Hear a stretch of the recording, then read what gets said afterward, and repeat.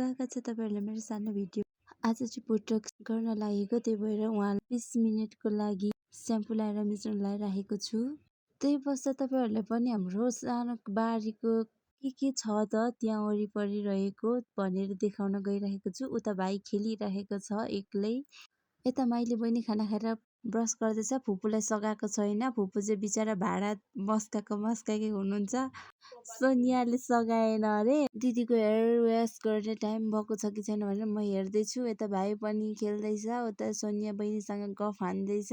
तपाईहरुले देख्न सक्नुहुन्छ भोजपुरको चेङमेली चोक चाहिँ त्यो बिल्डिङको अगाडि रहेको रोडलाई भन्छ। ठ्याक्कै त्यो अगाडि चाहिँ चेङमेली चोक हो।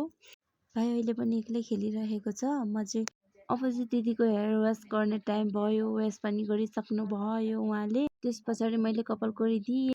कपाल सुकाउनका लागि म चाहिँ यसरी गरिरहेको छु। केमिकल युज गर्नुपर्ने भएकोले मैले मास्क लाएँ। त्यस पछाडि दिदीको कपाललाई इयर टु इयर पार्टिसन गरेँ। अब मैले ग्लोभ्स युज गर्नुपर्ने हुन्छ किनकि म अब क्रिम लाउन गइरहेको छु। आज बोटक्स गर्ने हो नि त, त्यही भएर कपाललाई पार्टिसन गरेर मैले चाहिँ क्रिम लाउँदैछु अलिअलि गर्दै। म एक्लै थिएँ। फुपूहरू उता बोकिम जानुभएको थियो घर, त्यही भएर मैले चाहिँ त्यति बेला फुपू नआउन्जेलसम्म मैले गर्नुपर्ने काम हुन्छ यो चाहिँ।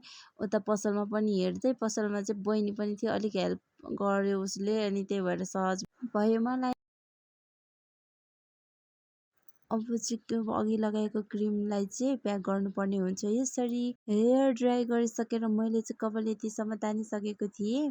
तबसम्म त फुपू पनि आइसक्नु भएको थियो, तर बाहिर अब साउन्ड लागिरहेछ नि त, त्यही भएर बिजी भएको कारणले मैले भित्र एक्लै काम गरिरहेको छु। भित्रको चाहिँ, बाहिरको चाहिँ फुपूले पनि गरिराख्नु भएको छ।